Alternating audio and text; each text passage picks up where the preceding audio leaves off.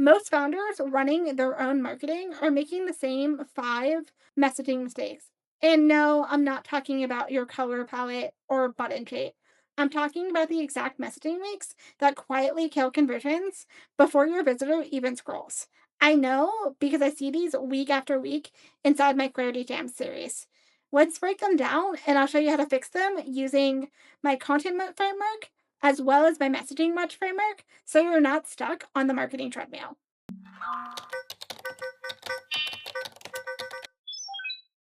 If you're new here, I'm Jessica Malnik, and I help founders build long term compounding marketing assets that get you results for months, if not even years. I call it a marketing moat. Instead of chasing trends or burning money on ads, we fix the foundations so every piece of content and every piece of copy you create works that much harder for you over time. That starts with your homepage.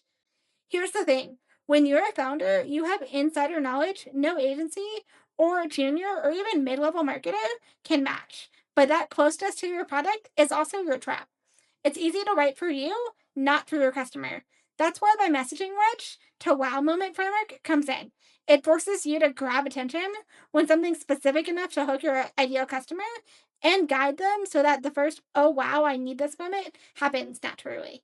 So let's get into the 5 biggest mistakes that I see founders make with their messaging.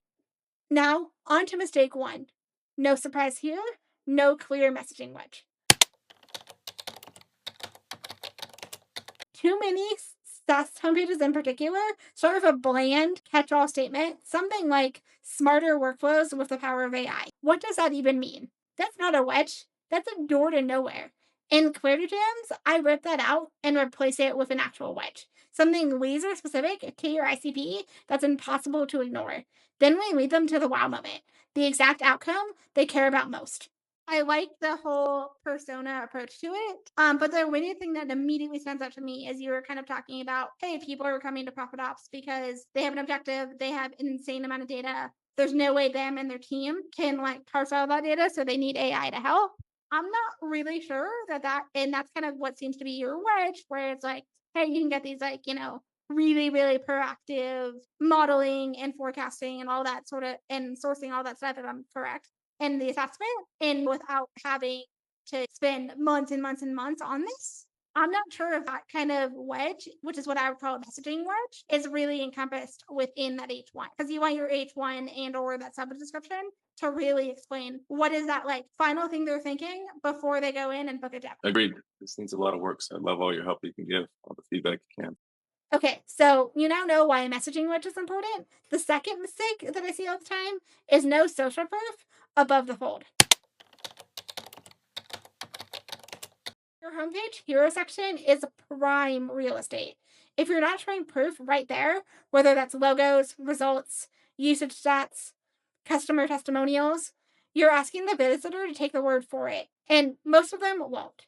I've seen founders triple demo signups just by adding proof up top. There's a reason that pretty much 95% of SaaS software that's been around for a while has that little logo bar generally right beyond the hero section. It's because it works, not because it's creative.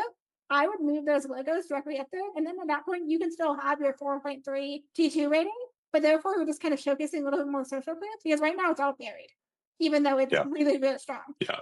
No, I think that's great advice. Lead with the strongest thing. That makes a lot of sense. So I'll make a note of that as well. Now we're on to mistake 3, using FAQs as filler instead of objection killers.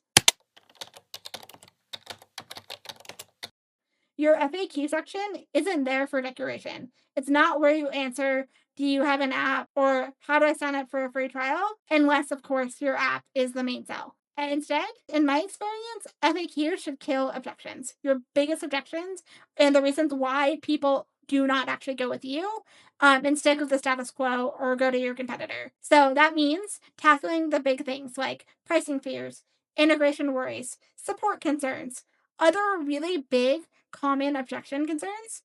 And oftentimes in the clarity jams I do with founders, we rewrite those FAQs to close the sale without adding more meetings or more demos. Smarter way to use FAQs is as objection killers. So, what are the 3 to 5 biggest reasons that people do a demo or don't even sign up for a demo and then just do not convert at all? Yeah, I think our FAQs are lacking. Yeah. I look at them here, and they should address the most common objections that we hear. This was just these FAQs were copied over from older versions of the website Mhm. when we didn't have as much of a clear signal as to what the major objections are. But now that we do, we should probably be rejigging this. Now, on to mistake four: vague, non empathy language. This one kills me, and it's particularly common when it comes to AI SaaS homepages. They'll use H1 copy like replace your VA with AI. Not only is it lazy and vague, but it also assumes you know your customer's pain point more often than you do. Instead, it's about exactly what your AI SaaS does and why it matters to them. Being specific and clear beats clever and creative every time when it comes to conversions. So they will often come and say and tell us, hey, we have a problem with disconnected tools. We have a problem of too much manual work. We have a problem that our data is scattered around and we don't have access to it. We have a problem that, we need to go to the market, but we haven't started development. We don't have the expertise. So that's how they come to us and they tell us, hey, we have this problem. We need help. Got it. Have you thought about starting with the problem as your H1 and kind of leading with some of those problems instead of work smarter, grow faster with the power of AI, which could mean a dev shop like you? It could mean a B2B SaaS app. It could mean some sort of Notion coach. It could literally mean a whole bunch of different things.